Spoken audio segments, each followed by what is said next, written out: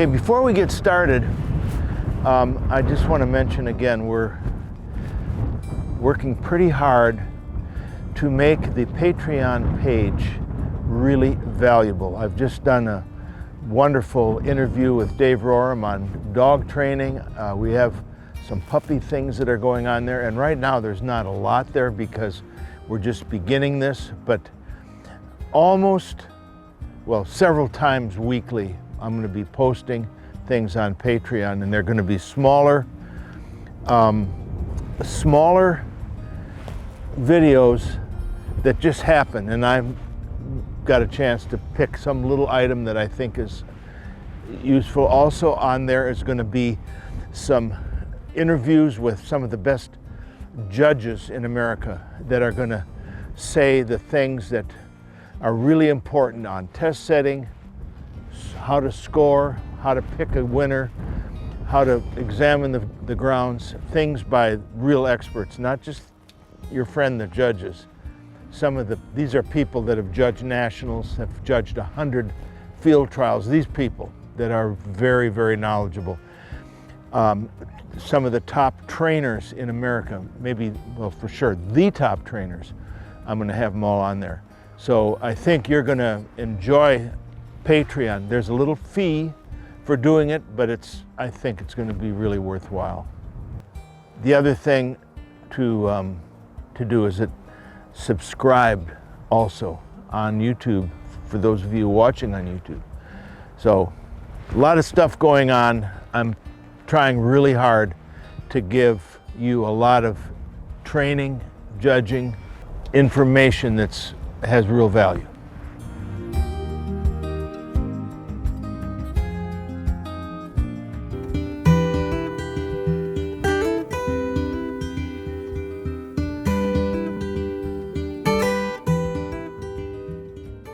About drills. To me, drills are the epitome of dog training. And I asked this question to Rex the first year I was out there. I said, Rex, all we're doing is drills. How important are they? Well, that was like flipping a switch. Rex kind of looked at me and he said, well, I'm going to show you how important these drills are. He said, when is your first field trial? I said, I run, I think it's Reading in 4 weeks. He said, from today until the day you leave, all you're going to do is drills. If we do marks, they're going to be singles, you're going to do technical watermarks, you're going to do all these drills. And I went, oh, what did I put myself into? This is my first year in California. I'm running against Sargenti, Gagne, Patopia, all of these heavy hitters. I'm a newcomer to California.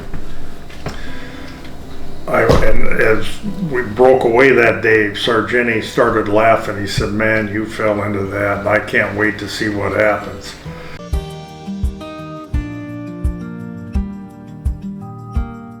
I think this is an important lesson. The other day, a person contacted me and was asking where in my videos did I deal with cast refusals. And I had to think a while, and I thought, I don't know if I've ever done a video that's strictly on what you do if the dog doesn't take the cast. I think this person had a dog that when she'd give an angle cast or an overcast, it would go straight back the direction it was going. So that's called a cast refusal. Now what you have to know ahead of time is what are your standards. Some people say, well, you give them one, if you stop them and cast and they don't take the cast, you give them one more chance. I'm really not too much in favor of that. You get the cast, if you don't take it, there's a correction. What kind of correction is it? In my case, it's called indirect pressure. Now, let's talk about the standard for just a second. Everybody has to decide what their standard is. In other words, let's say your standard on the sit command is to say sit once and they sit. If they don't sit, you make a correction, okay? Some people do the 3-part. They'll say sit, sit, sit, sit down, something like that. I'm not in favor of that because dogs pick up on that until the 3rd time they just don't even pay any attention to you. And I think it's a little bit like that in casting. If your standard is going to be, when I'm giving you that cast for a reason. It's because I want you to change direction. And so if they don't do it, the correction is indirect pressure if you're doing it the way I do it. So it's whistle, nick, cast. So if they're running along, you stop them, you cast, they don't take the cast, they go backward in the direction they were going, then the next thing you do is whistle, nick, cast. That is as plain and clear as I can make it. Now I'm going to take the Sandman and I'm going to try to see if that's going to happen. It's very windy today. I'm going to send him for one of my markers over on the right. I'm going to stop him and I'm going to cast him left. If he doesn't do it, I'm going to stop him again, whistle, nick, and cast. I won't get to do that if he takes the cast, which I'm hoping he does, but I'll keep doing this right now until he doesn't, so I can demonstrate exactly what that looks like. Sandman.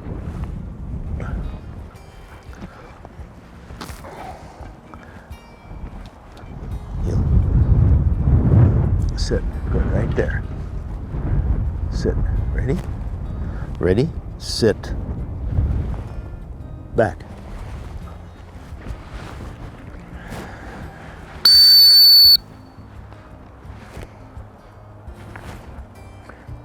Well, it didn't work.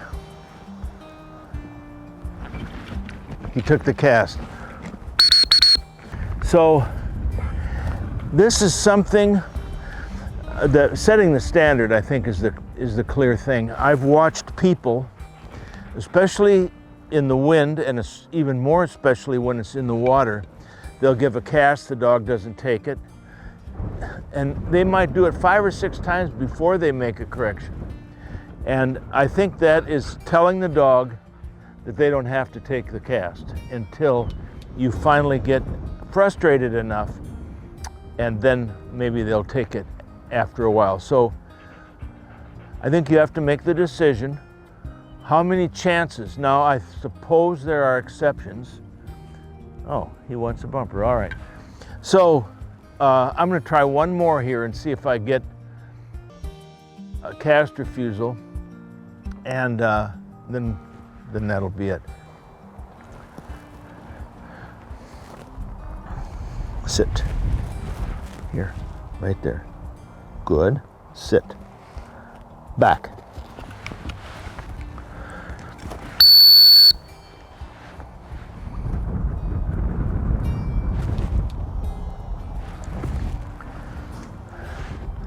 We've been practicing too much.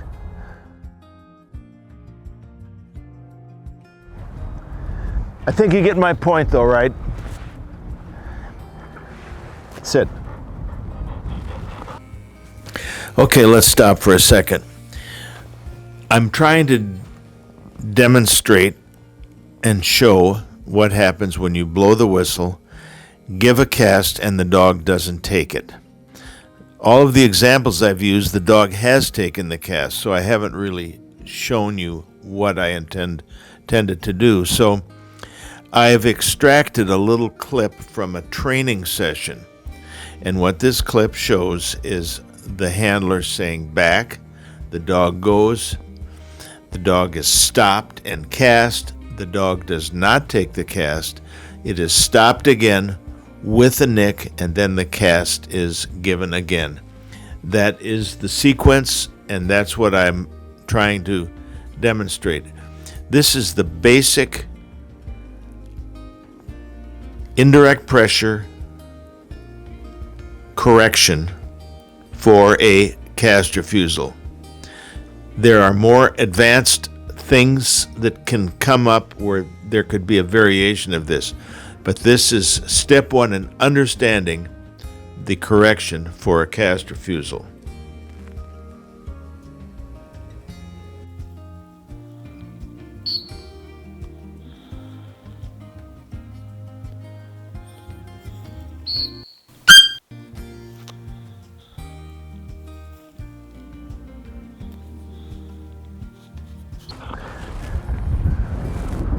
Whistle, cast. They don't take the cast. Whistle, nick, cast. That's the clear signal to the dog. They've not taken the cast, they've had a correction, and that's the cast they didn't take. So the more you practice casting, the better they're going to get at it. And if the only time you do any casting is when you're running a blind in a test, or if you're doing a mark and they've made a mistake on the mark and you have to handle, if the only time you get to practice is during that time, your dog's never going to be good at casting. You got to make a special effort to get out and practice casting. How much is too much? Let's see. Well, how good do you want to get? That's the question.